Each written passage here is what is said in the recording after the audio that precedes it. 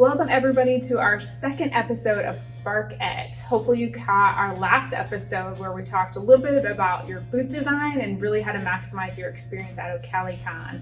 Today's episode is going to be about how do you get people to your booth. So you've designed it, you've set it up, but now what do we do to attract folks to your booth? And how can you really maximize your experience and your interactions and really increase your engagement with attendees? So I'm here with Kelli Yeagley today. She is kind of our resident social media expert here at OCALI. I figure nobody wants to hear from me because I have 0 social media accounts. So credibility kind of goes out the door in that regard. So Kelli handles all of our social media and is really great about connecting with folks and really increasing our community interaction with our Facebook group and Instagram and Twitter and things like that. So I've asked Kelli to join me today to kind of talk through some basics, really how we can leverage social media to increase your foot traffic to your booth. So 3 key areas that we're going to talk through today, really before the conference, during the conference, and then after the conference. So Kelli, let's start with beforehand. How can exhibitors prime the pump, so to speak, before they even show up on site? Sure. So my first piece of advice would be to try to spread the word as much as possible. And so you can go ahead and use anything that you have available. That could be things that you print out and have to hand out to folks that are physical pieces of paper or flyers or anything like that. Or you can also leverage the online world. So if you have social media accounts, if you have any sort of website or online presence, go ahead and share that because people won't know how to find you if you don't tell them. You can also offer things like new products. You can show, you can do specific pricing for your show or at your booth. You can work with your marketing team. If you're lucky enough to have a separate team that's dedicated specifically to marketing and communications for your organization, go ahead and leverage their knowledge because they're probably going to have creative ideas that you can use as well. And we talked a little bit too, some beforehand of maybe you as a staff member don't have direct access to your social media, so you have to rely on someone else to do it. So that's where it's key to work with your marketing team. And some of you are solo vendors, you own and run everything, and so it's easy for you to continue to just pop stuff out on social media. But others of you, we know you're gonna have to work through certain venues and channels to get to that. So really it's a matter of also working with the rest of your organization to really leverage that social media. So beforehand, the conference starts, spread the word, word of mouth, look at your special pricing, what's the special deals you're gonna run. But then let's talk a little bit about during OCALICON. We know you don't wanna just stand behind the table. So what else can they be doing on site to really help their own cause and increase that foot traffic? So there's a lot of things you can actually do on site. And if you had seen the first episode of Sparkette, we talked a little bit about how important it is to connect with the on-site vendor to make sure that your Wi-Fi is very good, particularly if you want to be doing anything like live streaming or any sort of constant social media updating. We really, really encourage you to be active, not only online, but while you're in your actual booth space and meeting your neighbors and making those connections as well as with the attendees, building those relationships as well. And so if you do plan on doing something like maybe doing a day in the life of an OCALICON exhibitor or something like that, make sure that your Wi-Fi connection or anything that you're going to be doing that involves having to upload something to the internet is all secure before you actually get that started. There's nothing worse than being in a situation where you have a really fun, creative idea and then you get limited by technology. And so we really encourage you to go ahead and make those connections with Smart City and the Convention Center, as well as the OCALICON team, and they can go ahead and explain some of that for you. You can also engage using our hashtags. So the primary hashtag you want to use, of course, is OCALICON 2019.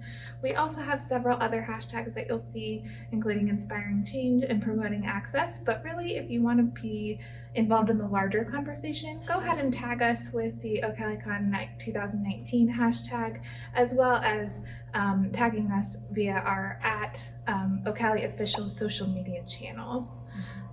You can also check out the promo kit, which should be coming out here pretty soon, and they'll have great ideas for that as well, and our Facebook group. Right, and the promo kit will just be a simple way of kind of things that we've made for you that you can just take and copy and paste. So pre-made social media posts, Yep. pre-made Images. things like that. So that way you don't really have to think about it. We've taken that work out of it for you. Then you can just post things to your own outlet. So be looking for that in the weeks to come. We will have that available on our website. So before the event, we're talking about spreading the word, really kind of priming the pump leading into the event. And then during the event, how do we continue to run certain sales or leverage the hashtags, continuing to actively engage attendees while they're there. So after though, we know exhibitors are going to move on at 5 o'clock on Thursday the 21st. Does it end there? Do they stop Not doing at the all. work and promoting just because they've moved out?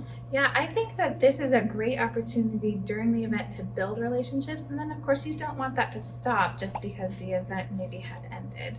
Even during the event, after hours, when everybody is packing up, going to dinner, or exploring Columbus in general, those are great opportunities to continue to build those relationships, connect however they like to connect. So maybe sometimes folks don't have a lot of online presence and aren't interested in social media, but you can always exchange, contact information for something that you'd like to do later, or maybe even for next year's event, you can plan to work together and do something really fun and creative. So don't let it stop just because the event is over.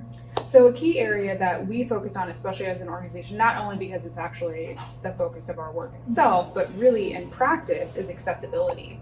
So it's a conference about autism and disabilities, but how we implement things, we also want to be mindful of that. So how do we make sure, not only for our attendees but for our exhibitors, that they're making things accessible and they're doing alt text and they're being mindful of images and audio description? What other recommendations would you have for accessibility questions?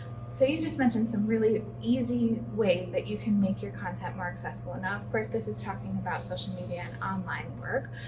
So adding something like an image description to your photos not only helps folks who use screen readers, but people who might need a little bit more context. They might need a little bit more information about the photo that you're posting. So all of the social media platforms currently allow you to add some form of alt text.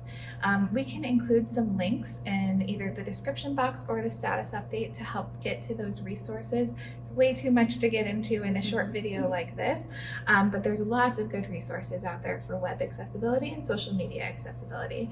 And I think the overarching thing to think about with accessibility is you're just wanting to expand your audience to include as many people as possible so that they can experience all of your fun products, resources, and information in similar ways, however that makes sense for them.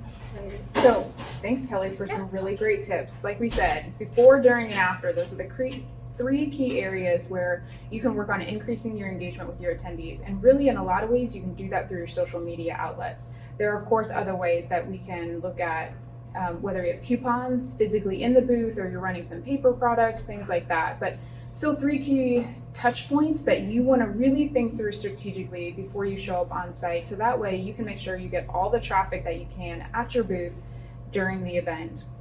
So some final reminders as we wrap up this second episode of Sparkette. So you should have received your exhibitor services manual by now. This is where you can order any additional furniture. You can take a look at the Wi-Fi in the event that you do need beyond what's already provided for free. So we will have free Wi-Fi, but if for any reason you think, I need a really stable connection and I want to make sure I don't have any hiccups, check with Smart City. They can help you with that. And that's all contained in the services manual. The other thing I want to remind you about is we are hosting an exhibitor webinar on October 29th at 12 o'clock Eastern time. And I'm going to walk through everything that you need to know for showing up on site. Where to park, where to unload, where to check in, what do you need to bring with you, if there's anything that you need on site. All of those details I'm going to cover in that webinar, so be sure to join me for that. The registration link is available in this month's issue of Spark, so you can sign up online and go ahead and save the date for that on your calendar.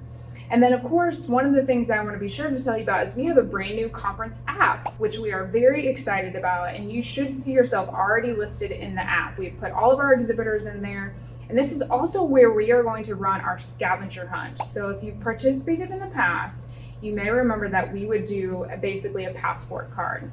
We've done away with that. We're putting everything on the app now. We're going to make it simple and easy for attendees to use as well as for exhibitors. So be sure to check that out. If you have any questions about how the scavenger hunt is going to operate, be sure to reach out to me.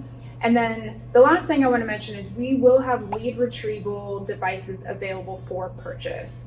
Those are $150. You can contact me and I can get you the details on those, but that's an easy way. If you want to collect contact information from attendees while the event is occurring, we can get that for you, and then we will send you an email after the event with a spreadsheet of all the attendee contact information from those that you scan their barcodes. So thanks for joining us today, and hopefully we'll see you again next month when we come to you with our third episode of Sparkette.